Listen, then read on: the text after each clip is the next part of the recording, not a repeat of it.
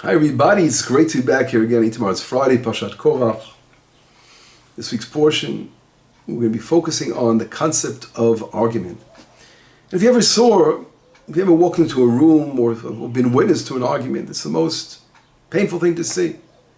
Two people, the veins popping out and screaming sometimes an argument, a little less, loud argument, but there are different levels of argument. But if you ever walked into a house of study of Torah, and you're going to see the rabbis and the students, and they're arguing back and forth over the Talmud, and discussing what we call the shakla v'tarya, the beautiful flow, of the Talmud to understand the different aspects of what's going on.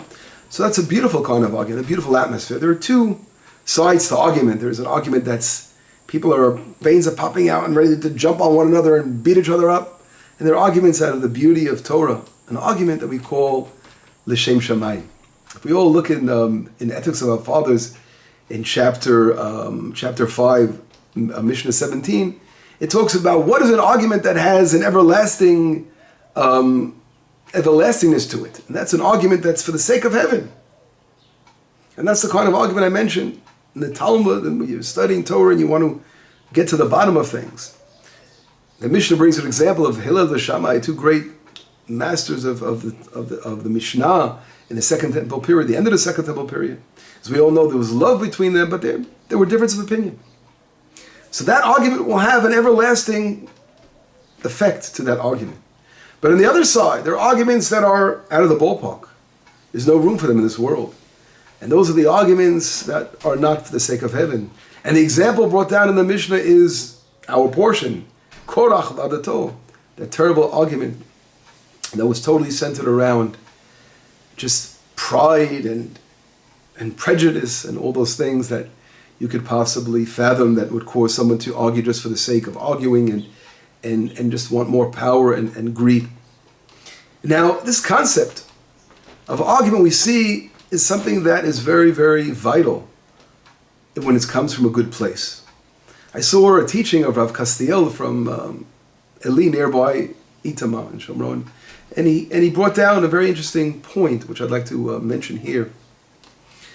And if we see that, first he brings something very interesting. First he talks about the result. Let's try to picture what happened here after that terrible rebellion against Moshe Rabbeinu. So, the God tells them all, the 250, to take pans and to offer incense. And then they're punished. The ground opens up and swallows up Korach, and the 250 are burnt. And amongst all this terrible happenings, fire, brimstone, the ground opening up its mouth. So what happens? Elazar, the son of Aaron, who's buried right over here, he's commanded to take the pans out of their hands. And from these pans to hammer them down, these copper pans, and make them a covering for the altar. This is an important thing to do, obviously, but it sounds so painful. From the pans of argument, to turn it into a covering of the altar doesn't really make sense. The altar represents peace, but in reality, that's exactly the point.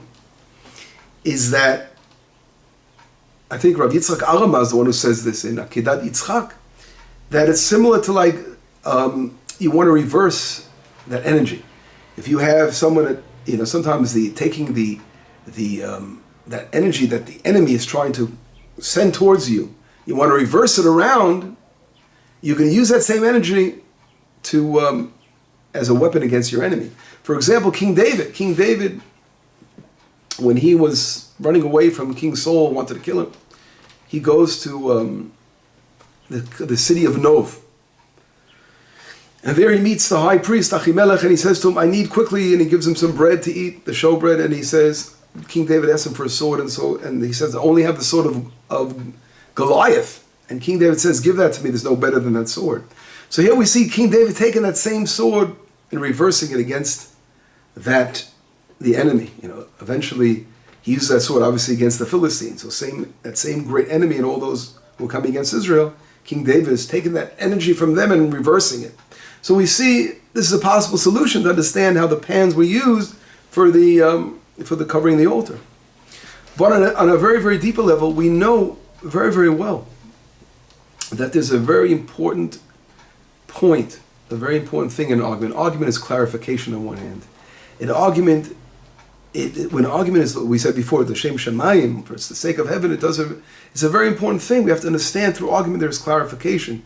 We understand the picture gets painted, a much clearer picture is painted. And a lot more happens. And division, the argument really represents division. This whole concept begins on the second day of creation. As we know, on the second day of creation, what does God command? God says, let there be a firmament, a rakia, between the water. And then God makes the rakia that divides between the upper water and the lower water.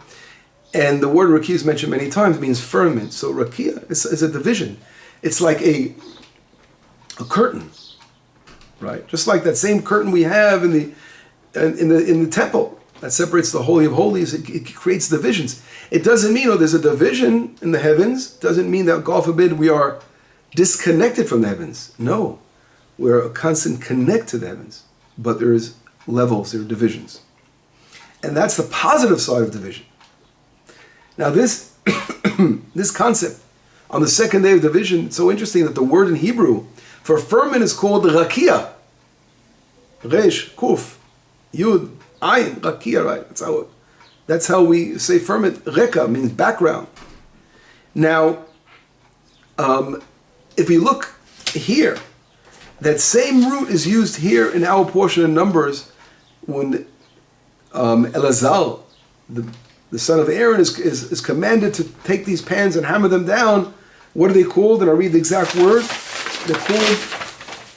They're called, let's read the exact word inside. If you look in Numbers 17, in verse number 3, it says, Et machtot ha'chataim ha'ela b'nafshotam, those who are sinning with their souls, who sin, v'suotam, rikuei pachim, make them into rikuei pachim, make them into these hammered pieces of copper to cover the altar with it. So that same exact word that is mentioned the second day of creation, as I mentioned to you before, rakia in Genesis 1, verse number 7, and verse number 8, verse number 6, 7, and 8, it talks exactly about that. Use the same exact root of the word. So we see that division is something that was in creation, was part of the creation process. And here, it has to be properly find its place in the world. And by placing it on the altar, which is the vessel of peace, but knowing about that division, there's a necessity of division in the world, that is the proper place for that kind of division. But not, God forbid, division which stems from terrible character traits and terrible behavior and done for all the wrong reasons, not for the sake of heaven. Just a powerful statement here. Now, Rav Kook mentions this in his book Orot. Just read one sentence from his words, and he says, Hefsek muchach liot, there must be division. Bein tochan ideal, from the ideal, hamufshat, the abstract ideals in the world, shel magamat hakol, the utmost, what's the word, the magama, the aim, the goal of all of creation. Right? So there has to be a division of all that, this abstract ideal of creation, that whole purpose of creation. But what from that is revealed in reality. Now, a lot of times we see this issue coming up where when these ideals remain up there and we can't, when we're actually doing the building and the physical details of the building, if we're going to be focusing on that moment about all these ideals, it's going to confuse us. We have to know sometimes to put the boundaries down, to divide things. If we have too much light coming down on one side, we're going to be burnt. The fire is going to come and burn us up. So we need to have that division in a good place to create these boundaries for us to be able to focus in our daily lives. But to always remember we're connected to those highest spiritual worlds, and there is this hierarchy we have to understand, which creates this division, but we're connected, we're not disconnected, God forbid. And that's the positive force in division. Now we see this, it's amazingly in the sons of Korach. It says, we're going to get to it when we read in a couple of weeks, the portion of Phineas, Pinchas, where it says the sons of Korach didn't die. They were swallowed down, but they didn't die, as we all know. It says right now, it's a direct verse, it's not a midrash. They didn't die because they repented. And they rectified this concept. And it's so amazing to see that we all know we have a custom of reading every day of the week. We read a psalm of that day. And what psalm do we read on the second day of the week, which is the second day of creation, the day of division? It's amazing. The Psalm of Korach's children. And we read Psalm number 48. Shir Mizmor Levnei Korach. That's what we read on day number 2. To show again how his sons rectified and saying that they had this issue in the family, that division concept, but had to be properly worked out. It was directed and focused on the wrong thing, and it caused the fire and the destruction. But when it's properly used, then it's a beautiful building tool for the world. That is the understanding of the vision, the proper concept of the vision. And we see it, of course, on the Levites. What are the Levites' goal? Their goal is to be a buffer. They are to be the shoarim, the gates. They close and open the gates. They allow those who are allowed in, those who are not allowed in. So it's exactly that understanding of the Levites to understand when to allow, when to make a separation or not make a separation. And always we should remember that separation is a continued, a total connected continuation of, it's like a chain that's totally connected in reality. But we have to know again what there are different levels. So this beautiful concept of understanding division comes out of this tragedy, this terrible tragedy, which our hearts are broken over those rebelling against Moshe Rabbeinu and the terrible punishment. But the concept again of nechoshet. Now nechoshet is interesting. In Hebrew, is a word for someone who's the stubbornness. We call it metzach. A metzach is this part of the head, the forehead. We call it a metzach nechusha. Someone has this stubbornness, and so nechoshet comes from that stubbornness. Copper. That's the copper pans. But there's a room for that stubbornness, and that's holy chutzpah, we call it, when it is focused and allocated in the proper place. But God forbid, if not, it could lead to the terrible fires of destruction in the ground, opening up its mouth and swallowing up those who perpetrated a terrible crime, as we saw before him. In our lives, this is a very, very important teaching in our lives, to realize that there are disagreements in the world. We argue, once in a while we have disagreements. As I mentioned, as I opened up saying, in the Talmud, we discuss great portions of the Talmud, as always, different opinions. But to realize that at the end of the day, when everything is for the sake of heaven, for love, and to understand where the necessity of these divisions are and what we get from it and how it builds worlds, that is the kind of division and argument that is L'Shem Shemayim is going to be everlasting. But for God forbid, those who are, for the wrong reasons, don't understand the concept and use it for personal gain and for those terrible reasons we mentioned before, that will lead to the fire and the swallowing up of those individuals.